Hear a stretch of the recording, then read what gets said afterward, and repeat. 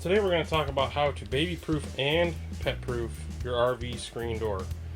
Now we just got back from a trip. We lived in this camper for about 5 months with our toddler, Ellie, our 2 dogs, and a cat. And this has proven to work very well.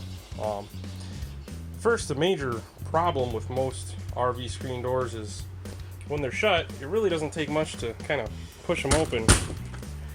One solid push and it's open.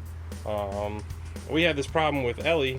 We looked over and she had actually reached up, pushed down the handle, opened the door, and we looked over and she was just standing at the top of the stairs. Luckily she didn't try to get out or fall out or anything like that, but that made us realize that we needed to do something. So the first thing that we did was we got this Camco brand mesh screen door grill, and this thing works great.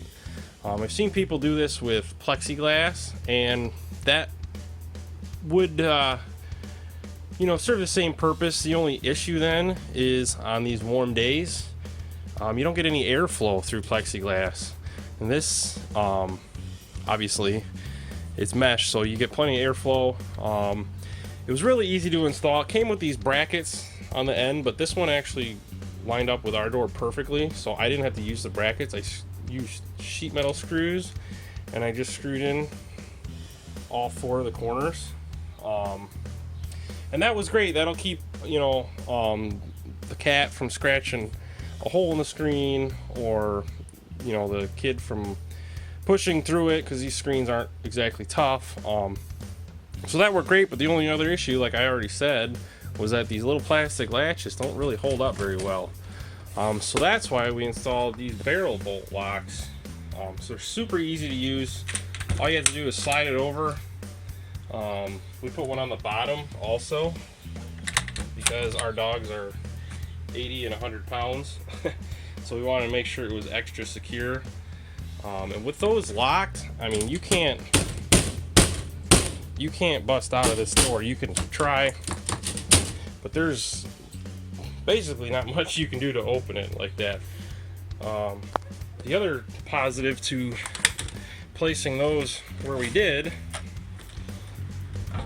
is if you want to go outside and leave your animals inside, you can easily reach in and lock them.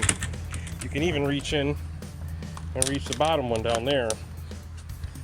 So it works really well. We haven't had a single issue with it. We've like I said, it's been tested by the animals, by the baby, now toddler. So today we're here with our test subject. What's your name? Ellie. And how old are you? 2. Okay. Now we only have the top latch secured right now. The bottom one's not even engaged. I just want to show how strong it is just with the top one. Ellie, can you try to bust out of here? Can you try to push on that door? You think you can open it? Push as hard as you can. Show me. Hit it a couple times, like you're trying to bust out. Can you get out of here? Can't. You can't? Another option we've heard people say works is to just take your handle out here and swing it into the door. Now that might work temporarily, but we really didn't trust that with our dogs, our kid. It just didn't seem strong enough, and we didn't want to risk something happening, one of them falling out or a dog running away when they see another dog. So that's when we came up with this design here that we currently have with the barrel bolt locks. Once again, it's super easy to use. Just slide it over. Now, only 3 of the 4 holes line up with the door, but even with just the 3, this thing is solid. I mean, it's not going anywhere, and that's just with the top one latch. You latch the bottom one too,